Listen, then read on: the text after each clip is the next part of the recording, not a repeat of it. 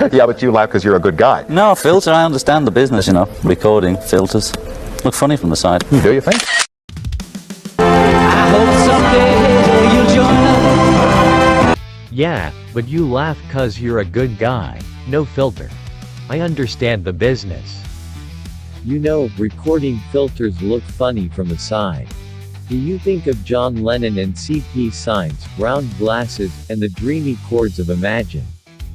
But behind that gentle public image was a brutal honesty, a razor-sharp wit, and a fierce critic who didn't hold back. Today on Rock Fame Diaries, we're diving into the 6 bands John Lennon absolutely despised, and trust me, number 1 will leave your jaw on the floor.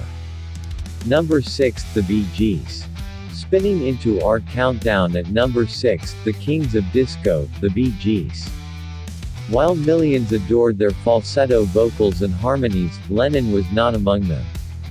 Their shift toward a Beatles-like sound in the late 60s irritated John.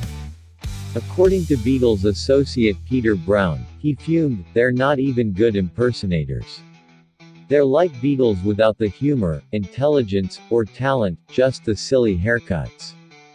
Things escalated with the Saturday Night Fever soundtrack. Lennon, according to assistant Fred Seaman, scoffed, "The Bee Gees are proof the public will buy anything if you market it properly." He reportedly told Playboy's David Sheff off record, "Listening to the Bee Gees is like being strangled while someone pours honey in your ear." Ironically, B.G. Maurice Gibb later admitted Lennon was a hero to the group, making this one-sided feud especially heartbreaking. Number 5, Wings. Coming in at number 5, a feud both personal and professional, Paul McCartney's Wings. After the Beatles broke up, Paul formed Wings, which Lennon saw as an insult to their legacy. When he first heard "Give Ireland Back to the Irish," John allegedly hurled the record across the room, shouting, "Political posturing from Mr. Thumbs Aloft. He doesn't even know where Ireland is on a map."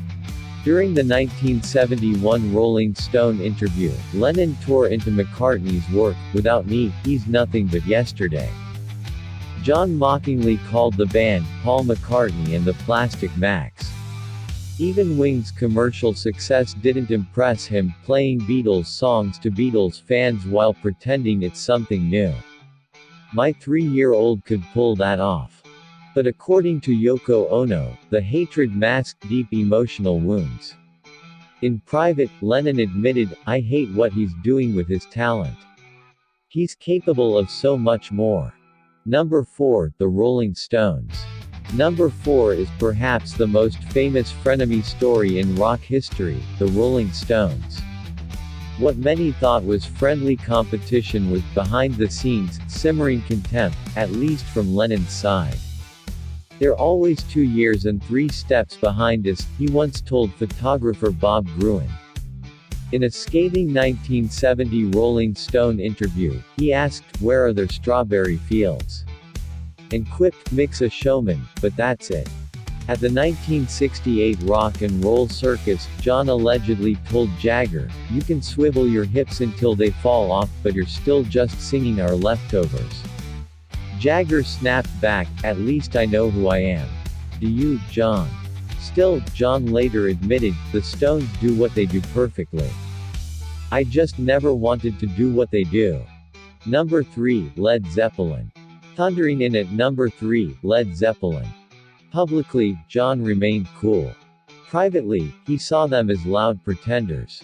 At a 1969 party, when someone cranked up Zeppelin, Lennon reportedly plugged his ears and yelled, "Turn that bloody noise down." Upon learning it was Jimmy Page's band, John allegedly muttered, "Jimmy should have stuck to session work, at least he played decent songs then." During his Lost Weekend in LA, John mocked Zeppelin's fanbase, saying, "They play the blues for people who've never heard the blues."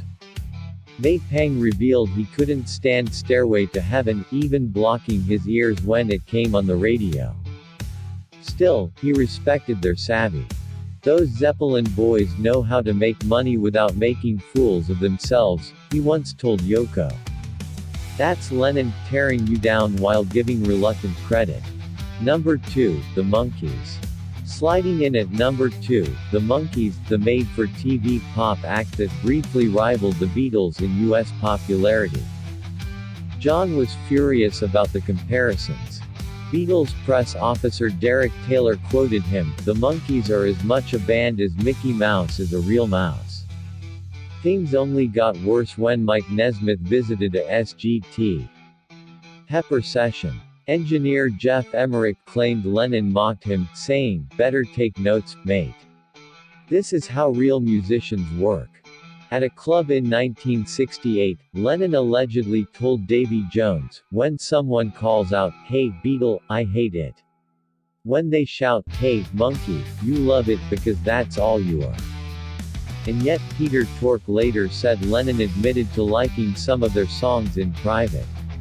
Another example of Lennon's internal war between public image and personal feeling. Number 1, The Beatles. And finally, number 1. The band John Lennon hated most was the Beatles. Yes, his own legendary band. To fans, the Beatles were magic. But to Lennon, a trap. "The Beatles were the biggest trap I ever fell into," he confessed. The commercial pressure, the sanitized image, the endless screaming fans, it all wore him down. Lennon said the band became more of a prison than a platform. While he later acknowledged their musical brilliance, he also expressed bitter regret. "I created a monster," he said. "And it ate me alive." It's ironic. The group that gave him a global voice also silenced parts of who he truly was. John Lennon was a genius, no doubt. But he was also human, flawed, wounded, and complex. His feuds weren't just about music. They were about identity, ego, and the pain of being boxed into a legacy he couldn't escape. If you found this dive into Lennon's most savage rivalries eye-opening, don't forget to like, subscribe, and hit the bell for more untold rock legends and raw truths. This is Rock Fame Diaries, where music history lives loud. God bless.